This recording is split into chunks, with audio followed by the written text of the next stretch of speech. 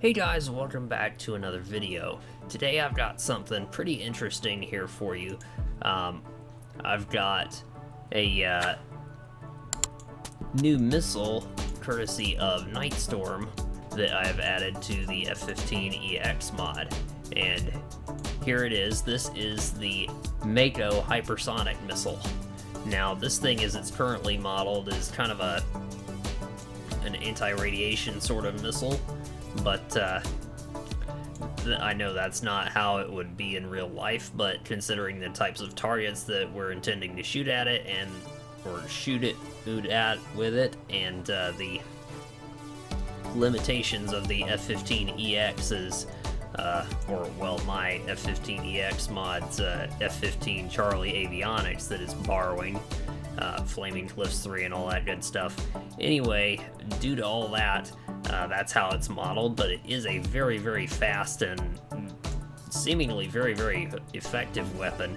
I've got 8 of them loaded up here today, and we're going to shoot them at 4 Chinese ships. We've got 2 Type 052 Charlie destroyers here, which are, I believe, the most powerful Chinese warships that come with DCS by default. Got 2 of those, and we've also got 2 amphibious transport docks here. I'm actually going to rearrange this formation here just a little bit. We'll put the 2 transport docks in the rear.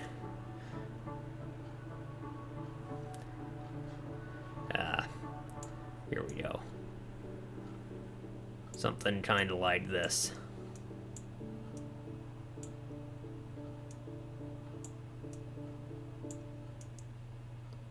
There we go.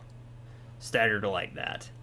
Alright, now let's hop in here. I've got my ruler out, and as you can see, this is about 100 miles between the F-15 and the battle group up here, if you could call it that, or landing force, whatever. So let's jump in and see if I can hit any of these ships with these MAKO missiles. Alright guys, here we are in the F-15EX, and the more astute among you will notice that I'm not actually using my head tracker right now, and that's simply because it's not going to help us at all with what we're doing here today. So we're flying at about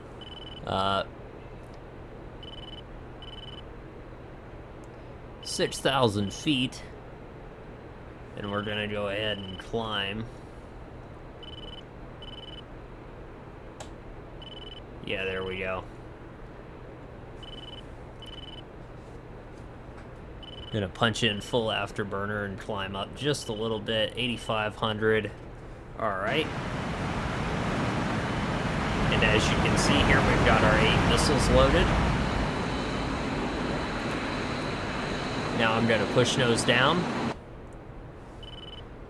And if we look at our RWR, our targets are right off in front of us, which is where we want them to be for this to work. And I'm just going to, while I'm in BVR mode, because that's just how this works, I'm going to go ahead and start launching these. There goes 1, 2. Gotta select more of them now.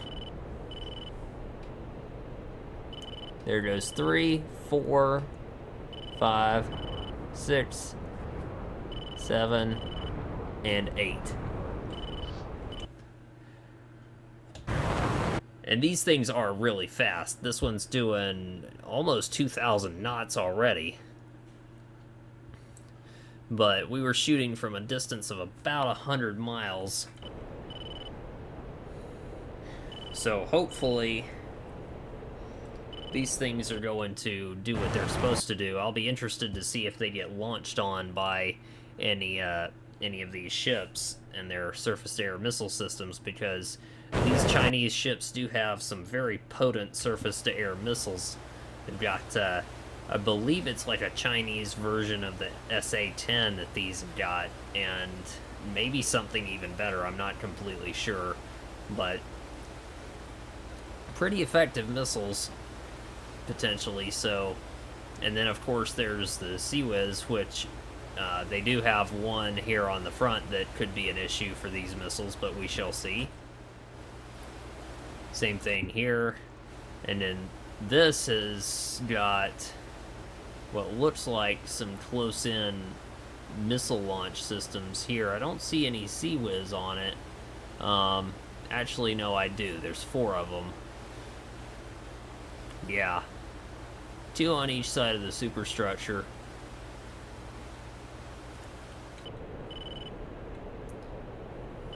Let's check on those missiles. Okay, this is the first one, and it's doing about 2,400 knots right now. We'll go to the F10 map. And all of these... Ooh, wow.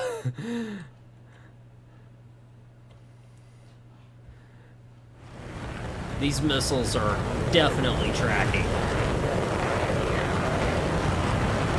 And they're not even getting shot at. It's... I don't know what's going on here. I may have to tune the radar cross-section of this thing. I'm not entirely sure, but this is going to be a direct hit, I think. Ooh, yeah.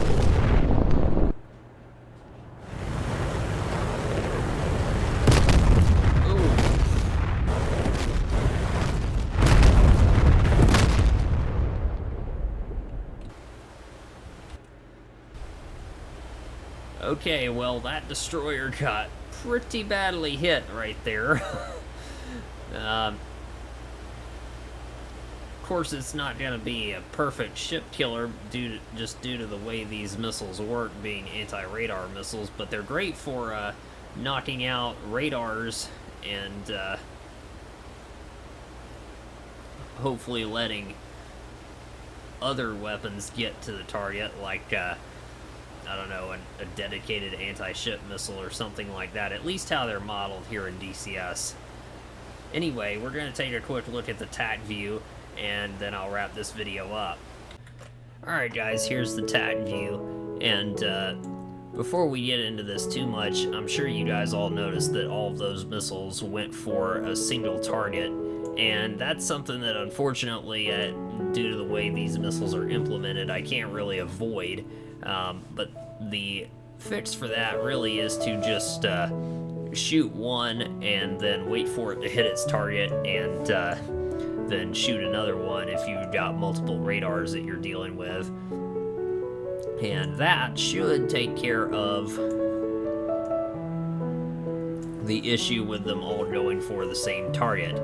Not ideal, I know, but okay, there goes the first and the second one, and then I had to select some stuff here, or select the others, because it's a little bit different loadout on the rest of the F-15's pylons.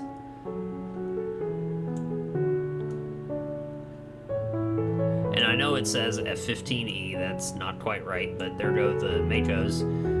We're gonna go ahead and switch to world view here.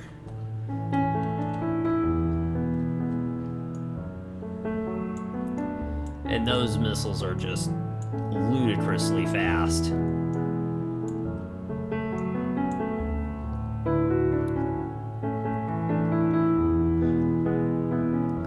And none of them ever got shot at, which I find kind of interesting. I haven't actually messed with the code Nightstorm put this together, so I may have to go in there and look to see what the radar cross-section of these missiles is.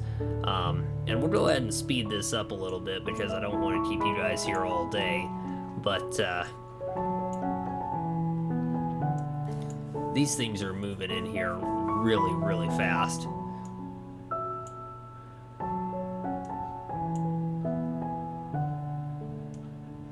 I think terminal speed on these is about 2,500 knots, which, oof, yeah, that was a hammering. Oh, so it did launch an HHQ-9 at one of them, but it missed. I didn't even catch that. This is the nice thing about looking at the TAC views, that you can see stuff like this. You know, I'm not completely sure if that HHQ-9 was actually launched at the missiles, or if it was launched at me, because technically I'm not even, it doesn't look like I'm even inside launch range yet for that, but that HHQ-9 is, it looks like it's tracking me, so it looks like maybe he shot that at me and not at the missiles, because there was no way at that point that he was actually going to...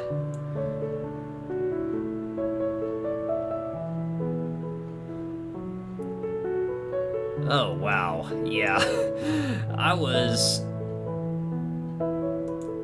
very close to getting hit by that HHQ-9. I really, really was.